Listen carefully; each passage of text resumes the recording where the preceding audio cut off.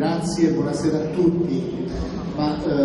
Io ho seguito con molta attenzione gli interventi che mi hanno preceduto e più li ascoltavo più mi convincevo della caratteristica straordinaria di questo luogo ma anche di questo momento. Vi avrei detto quello che normalmente si dice in questo tipo di interventi. Sono particolarmente felice di essere qua, è un'opera straordinaria, un grande risultato frutto della collaborazione delle istituzioni, e questo già è un dato positivo soprattutto di questi tempi. Però devo dire, lo dico sinceramente, il Padiglione Tavolara, questa opera oggi nel momento storico che viviamo diventa qualche cosa di più di quello che semplicemente appare, qualche cosa di più di quell'opera, come diceva l'ingegnere Simonetti, straordinaria di architettura, forse di una delle più grandi o la più grande opera dell'architettura del Novecento. Diventa un simbolo ed è significativo che all'interno del Padiglione Tavolara, dal momento della nascita, ma in proiezione futura ancora tornerà nei prossimi mesi, abbia trovato e trovi sede il Museo regionale dell'artigianato, cioè trovi sede quell'artigianato che è sinonimo di arte, di tradizione, di cultura sarda, di identità sarda.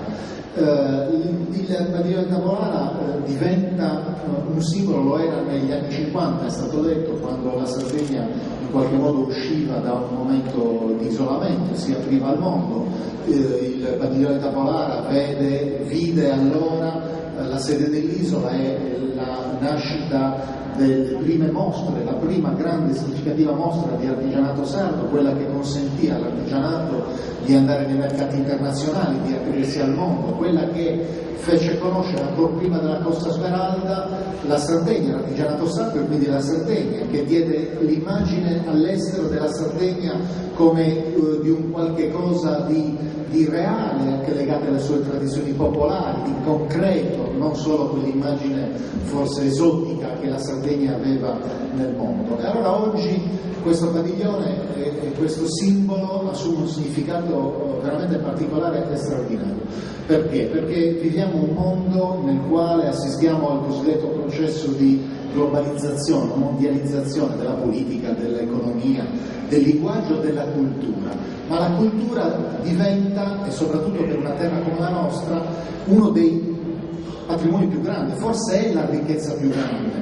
E rispetto alle scelte che sono state fatte nel passato, che sono andate nella direzione di iniziative, di obiettivi che in qualche modo mettevano da parte i nostri valori veri, la nostra identità, la nostra cultura, il nostro ambiente anche, le nostre ricchezze, e sposavano scelte che erano in linea con quel processo oggi veramente esasperato della globalizzazione. Penso all'industria pesante, penso a quelle scelte del passato, a quell'epoca che in nome probabilmente, come dire, di una speranza di prosperità, di ricchezza, ha portato a delle scelte sulle quali oggi in qualche modo si basa la criticità più grande dell'isola, che è quella di trovarsi a competere in un contesto globale dove diventa veramente difficile, rispetto ai nostri svantaggi, alle nostre condizioni di particolare svantaggio, competere in quei mercati. Allora oggi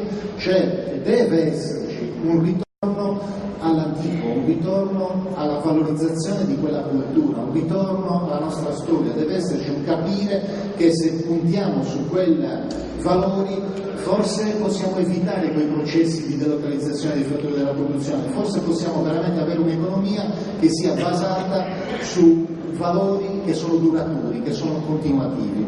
L'artigianato è cultura, è arte, è tradizione, è la storia di un popolo, ma poi l'artigianato è immagine della Sardegna nel mondo, e questo aiuta evidentemente per promuovere la nostra isola nel mondo, e l'artigianato infine è economia. È economia perché dietro l'artigianato ci stanno imprese, manifatture ci stanno artigiani, sta il sistema economico, sta il lavoro, ma perché l'artigianato è trasversale ad altri settori, si va a conciliare perfettamente col turismo. L'artigianato riporta il senso della tradizione, della cultura, della storia di un popolo. Questo padiglione, diceva il sindaco di Sassari, raccoglie quegli elementi che sono aria, acqua, luce, ma in realtà questi sono i valori della nostra terra, sono quelli sui quali dobbiamo veramente puntare e concentrare l'attenzione. Allora credo che oggi questo momento sia un momento particolarmente significativo, particolarmente positivo, perché deve diventare il simbolo di una Sardegna che vuole ritrovare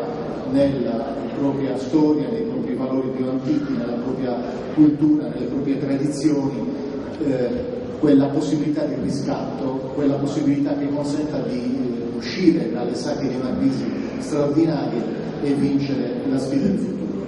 L'artigianato merita particolare attenzione, l'assessore ha richiamato alcune iniziative importanti che sono state messe in campo. Io voglio aggiungere a quelle che sono state richiamate il disegno di legge sull'artigianato, la riscrittura del regolamento per l'attuazione del marchio di origine di qualità. Voglio ricordare, risale appena 2 giorni fa, una delibera della Giunta che vuole rivitalizzare la rete dei centri isola e riattivare quei centri che nel passato avevano costituito elemento di riferimento, ma non solo i centri ma l'intera organizzazione, come riferimento per l'artigiano, sinonimo di quella qualità.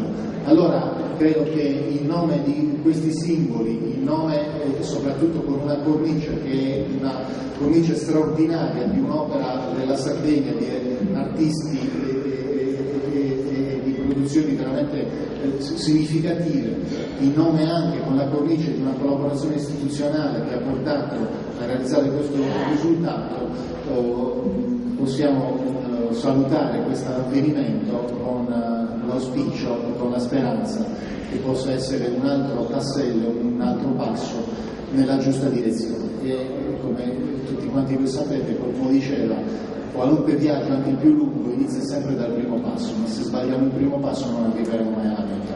Io credo che questo sia un passo posto nella giusta direzione. Grazie.